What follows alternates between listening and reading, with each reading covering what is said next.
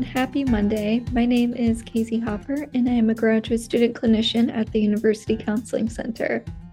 For today's Mindful Monday video, I will be going over some good sleep habits, as well as the 9 mindfulness principles to help you improve your sleep.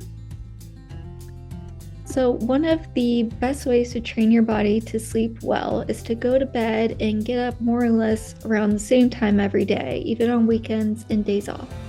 This regular rhythm will make you feel better and will give your body something to work from.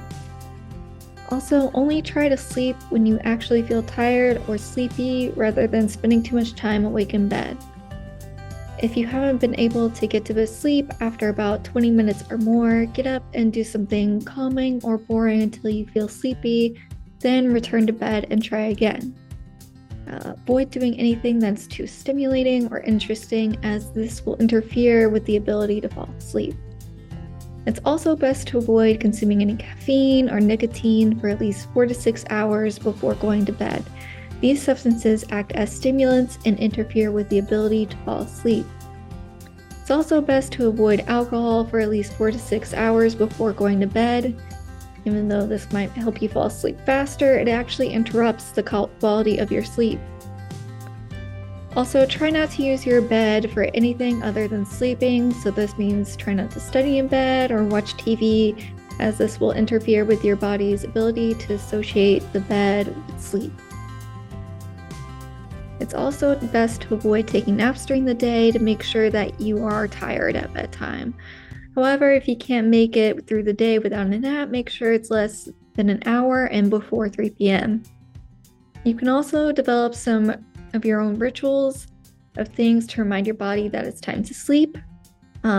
This can even be like engaging one of the mindfulness practices we've discussed before bed, or maybe like drinking some caffeine-free tea.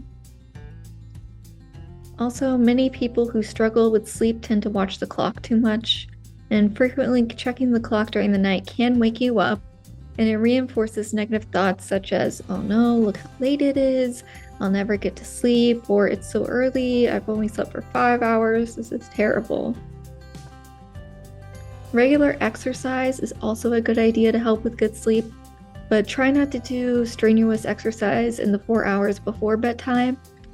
Morning walks are a great way to start the day, make you feel refreshed.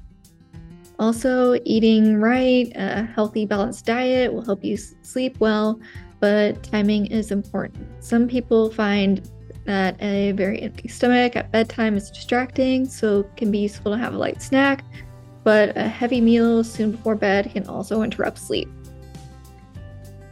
It's also important that your bed and bedroom are quiet and comfortable for sleeping.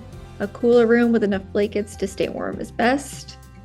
And make sure you have curtains or eye masks to block out early morning light, and earplugs if there's noise outside your room. So even if you had a bad night's sleep and are tired, it's important that you try to keep your daytime activities the same as you had planned. That is, don't avoid activities because you feel tired. This can reinforce the insomnia. So now I want to go over the 9 mindfulness principles and how they relate to sleep. So the first principle is called beginner's mind. So this means approaching each bedtime with thoughts that are unrelated to past bed nights. So not allowing yourself to believe that how you slept last night will affect how you sleep tonight. And don't expect that every night will be a bad night's sleep. Approach the sleep process with no expectations about how your sleep will be. Second principle is non-striving. So you can't force yourself to sleep. Falling asleep is not a direct result of effort. Think of the process of falling asleep as like digesting food, it just happens. Non-striving means striking a balance between your desire for sleep and simply allowing sleep to unfold. The third principle is letting go. So let go of your attachment to the idea that sleep is a problem, that it needs to be fixed. This can be described as letting be. Allow whatever is happening, like not falling asleep, to occur without automatically trying to fix it. Avoid labeling yourself as an insomniac. The fourth principle is non-judging, so don't automatically think of being in bed and awake as a negative. This negative energy will work against falling asleep. When you are awake in bed, tell yourself that you are resting and observe it without judgment. Don't think of your sleep as a performance with success or failure. The fifth principle is acceptance or acknowledgement. Choose to accept that you cannot directly control your sleep. Efforts to make sleep happen don't generally work. Acknowledge that sometimes you will sleep and sometimes you won't. This is not the same thing as giving up. The sixth principle is trust. So trust that your mind and body have the capacity to self-regulate sleep, given the right conditions. Be confident that your brain isn't broken. So some of the good sleep habits we discussed earlier can actually help you develop this trust. The seventh principle is patience. So results rarely happen immediately, so you need to develop patience. It's like getting fit at the gym, it takes time. Avoid being focused on the outcome and develop patience in the process itself. It's going to take practice. The eighth principle is gratitude.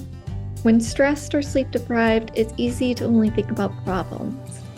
Let your mind redirect its focus away from your sleep and other problems and allow a feeling of gratitude towards some good things in your life to come into your mind. This can be like friends, family, things you have planned for spring break, and so on. The ninth principle is generosity. Try to give some time to friends and family. And ask them about their lives, and it can be a meaningful gift to them, and also it can help you feel good in establishing that connection with other people.